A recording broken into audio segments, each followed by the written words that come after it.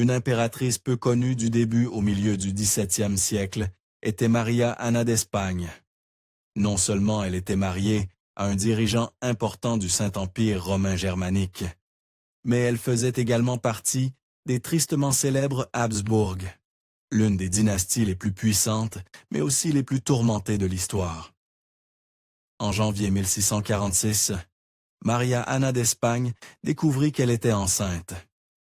Après avoir donné naissance à 5 enfants, elle savait probablement à quoi s'attendre. Mais le destin lui réservait un plan terrifiant. Nous y reviendrons dans un instant.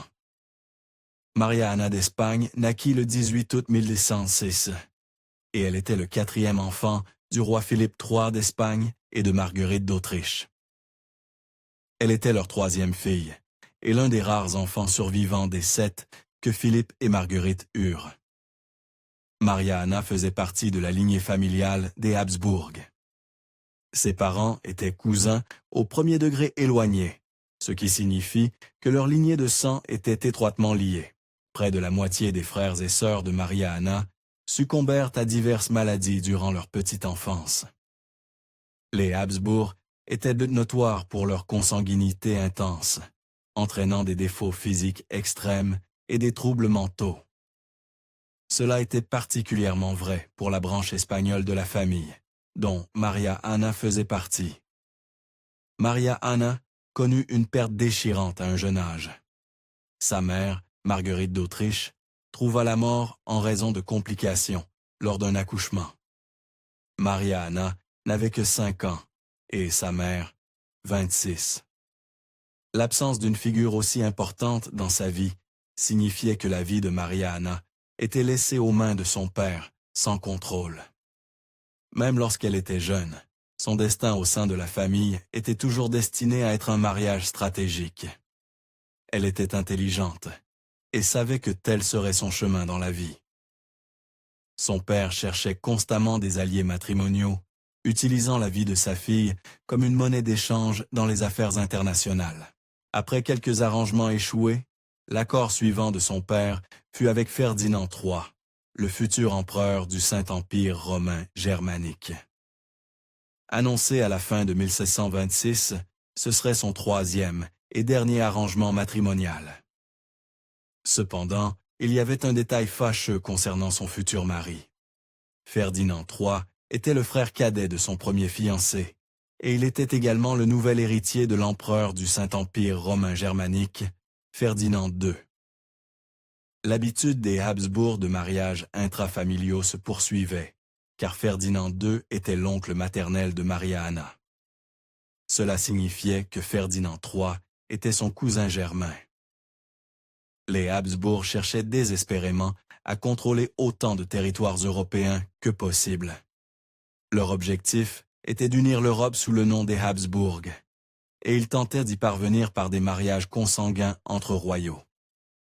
Cela amplifiait chaque problème de santé dans leur lignée à un degré extrême, et il est fortement suggéré que cela fut un facteur dans leur disparition éventuelle. Avant que la cérémonie ne puisse avoir lieu, ils durent régler les détails du mariage de Maria Anna. Ces négociations durèrent quelques années, période durant laquelle Ferdinand III devint roi de Hongrie et roi de Bohême. Après plusieurs années d'arrangements matrimoniaux intenses, le couple signa le contrat en 1628. En ce qui concerne son contrat de mariage, Maria Anna s'en sortit certainement gagnante, car il lui attribuait un héritage généreux. Bien qu'elle devint reine de plusieurs pays et prit le titre d'impératrice du Saint-Empire romain germanique, elle conservait également ses droits sur le trône d'Espagne. Maria Anna et Ferdinand III restèrent non mariés, même après avoir établi le contrat. Ensuite, elle dut voyager jusqu'à Vienne, quittant Madrid en décembre 1626. Elle avait 20 ans à ce moment-là. Les graines de ses fiançailles avaient été plantées 5 ans plus tôt. Voyager de Madrid à Vienne prit plus d'1 an. Pour aggraver les choses, leur voyage fut marqué par un revers cauchemardesque. La menace d'une épidémie de peste sur la péninsule italienne se profilait à l'horizon. le navire changea de cap pour leur point d'atterrissage, Naples. Là, Maria Anna mit enfin la main sur la rose d'or. Cette partie de son voyage achevée, elle et son groupe poursuivirent leur pèlerinage vers la Basilica della Santa Casa pour honorer la Vierge Marie. L'archiduc Léopold Guillaume d'Autriche la rencontra à Trieste. Il était le frère de son fiancé et donc son cousin. Le même jour où elle arriva dans la ville, l'archiduc Léopold, bientôt son beau-frère, agit comme le représentant de Ferdinand III. Ils complétèrent l'union. Ce n'était pas tout à fait le mariage qu'on aurait attendu de deux nobles à l'époque, mais cela ne signifiait pas qu'il manquait d'amour entre eux. Après le mariage par procuration, il ne restait plus qu'à atteindre Vienne et rencontrer enfin son nouveau mari en personne. Elle était plus que prête à le faire, mais Ferdinand III avait quelques réserves.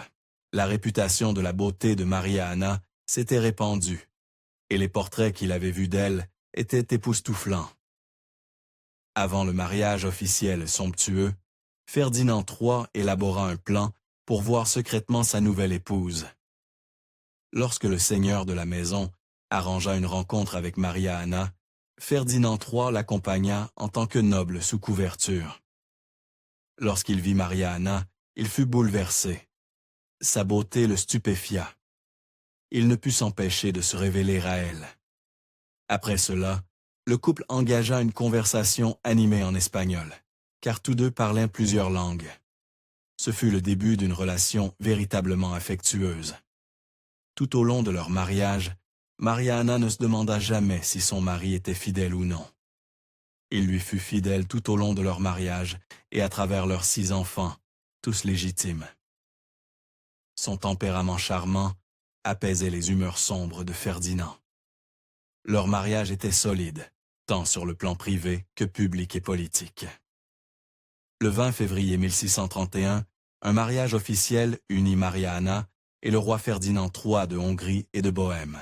La fête dura 1 mois, ce qui sembla une période bien plus longue.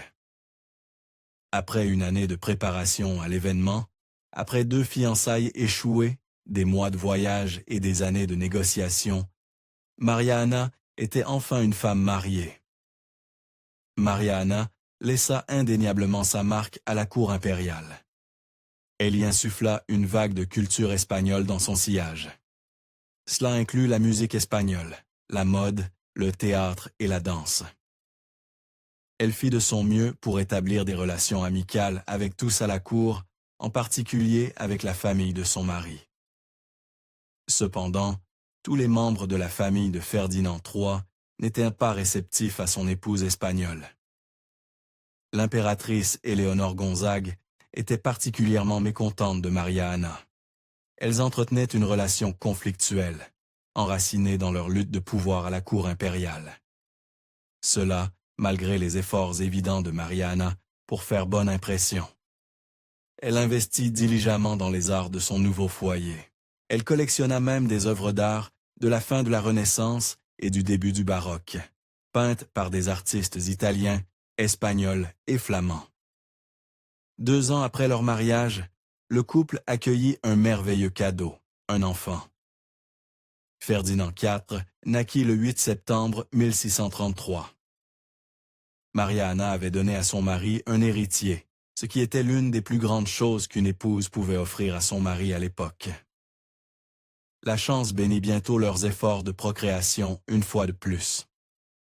L'année suivante, le 24 décembre 1634, Maria Anna donna naissance à un 2e enfant, une fille cette fois. Elle fut nommée d'après sa mère, mais portait le nom de Mariana, et elle deviendrait tout aussi prolifique que ses parents au cours de sa vie. Maria Anna vécut avec Ferdinand III pendant plusieurs années avant que son père ne décède et ne lui transmette le rôle et le titre d'empereur. Mais elle assista à la première couronne de Ferdinand III pour un titre qui indiquait qu'il deviendrait l'empereur du Saint-Empire romain germanique. L'archevêque de Mayence le choisit comme roi des Romains en septembre 1636. Et 1 semaine plus tard, l'archevêque le couronna.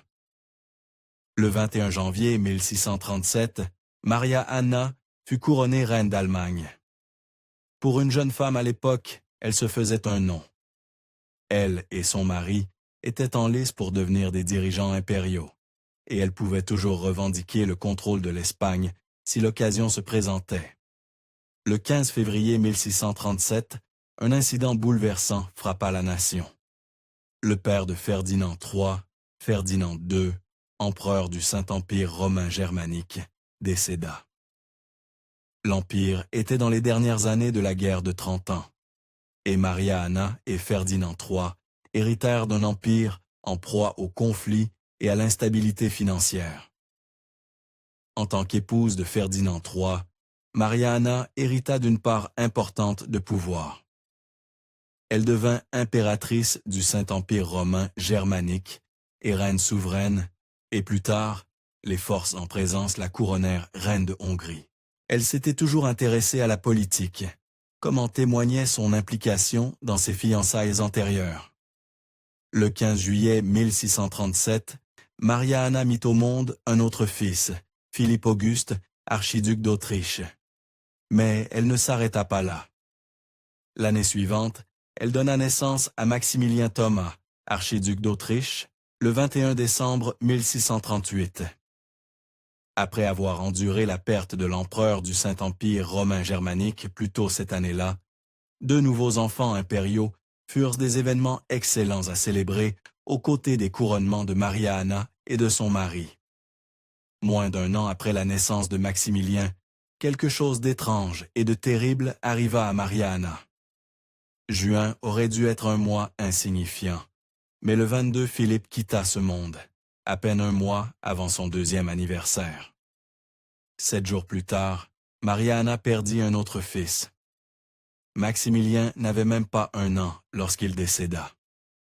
La mortalité infantile était l'un des risques potentiels de la consanguinité et pourrait avoir joué un rôle dans cette double tragédie. Maria Anna endura 2 pertes en moins de 2 semaines. Sa tristesse aurait pu déstabiliser son rôle d'impératrice du Saint-Empire romain germanique et d'épouse de Ferdinand III. Ce furent 2 années remplies de hauts intenses et de bas profonds. Mais Maria Anna persévéra à travers tout cela. Elle devait aider son mari à gouverner un empire. Et elle ne laissa pas ses sentiments prendre le dessus. La perte de ses enfants n'empêcha pas non plus Maria Anna et Ferdinand III d'essayer d'avoir un autre enfant. Maria Anna s'était taillé une niche importante. Elle était l'arbitre principal entre son mari et leurs membres de la famille espagnole. De nombreuses loyautés différentes tiraillaient Maria Anna. Des Espagnols remplissèrent sa cour et elle accueillait souvent des ambassadeurs et diplomates espagnols. Sa présence à la cour impériale fit des merveilles pour renforcer ses liens, car l'Espagne avait soutenu l'Empire pendant de nombreuses années, lorsque Ferdinand II était au pouvoir. Maria Anna et son frère agissaient souvent comme conseillers de son mari. Leur impact sur l'empereur du Saint-Empire romain germanique Ferdinand III fut très influent sur ses mouvements politiques. Ils renforcèrent grandement les liens entre Madrid, Bruxelles et Vienne. Ferdinand III faisait tellement confiance à Maria Anna et à ses jugements qu'à un moment donné, il la nomma régente pendant ses absences. Lors des nombreuses fois où il dut voyager dans le royaume de Bavière pendant la guerre de 30 ans, elle prit le contrôle de la cour impériale vénitienne. Maria Anna était en Autriche avec ses enfants alors qu'ils échappaient aux forces protestantes suédoises qui s'approchaient. Ils s'enfuirent à Vienne où ils espéraient être en sécurité, puis s'échappèrent brièvement à Grasse en Autriche. Lorsqu'ils pensèrent être en sécurité, ils retournèrent à Vienne pour trouver encore plus de tumulte. Comme il s'avéra, quelque chose d'encore plus terrifiant envahissait leur foyer. La peste ravageait la ville, et ils ne pouvaient pas risquer de contracter la maladie. Retourner à Linz était leur seule option. La fin de leur voyage constant aurait pu se dérouler sans encombre s'il n'y avait eu une complication inattendue.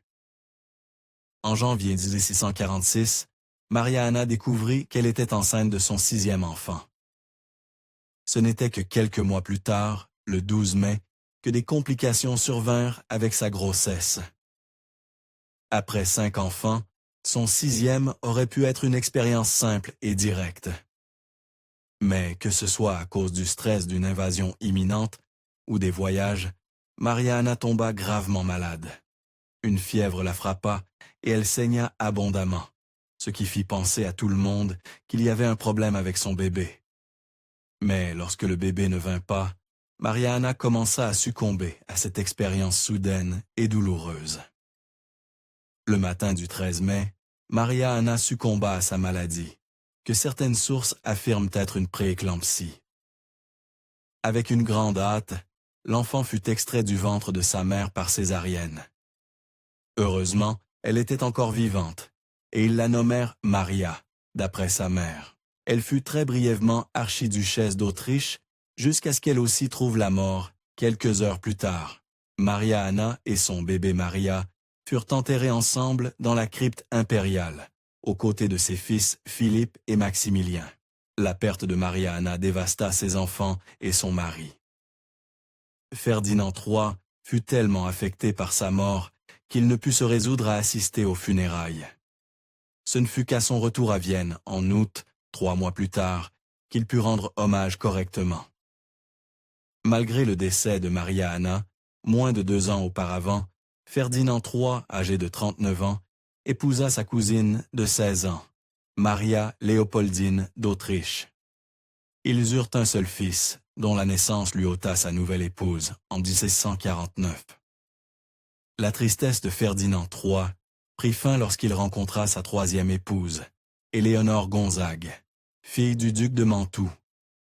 Cette fois, ils étaient nos cousins, au second degré éloigné. Ils eurent nés 4 enfants ensemble, dont l'un mourut en bas âge. La vie de Maria-Anna ne fut pas aussi courte que celle de ses cousins Habsbourg. Elle était intelligente, gentille et belle, ce qui lui valut un grand respect de la part de sa cour et de son mari. Sa mort prématurée fut un coup dur pour Ferdinand III. Ses 3 enfants survivants devinrent des acteurs majeurs du Saint-Empire romain germanique. Sa fille Mariana épousa le roi Philippe IV d'Espagne et donna naissance à Charles II, le dernier Habsbourg à régner sur l'Espagne. Son 2e fils, Léopold Ier, succéda à son mari et devint empereur du Saint-Empire romain germanique. Merci d'avoir regardé History Expose. Si vous aimez découvrir les meilleures histoires de l'histoire, cliquez sur J'aime et abonnez-vous pour continuer à explorer avec nous. N'oubliez pas de visiter notre page principale, Factat,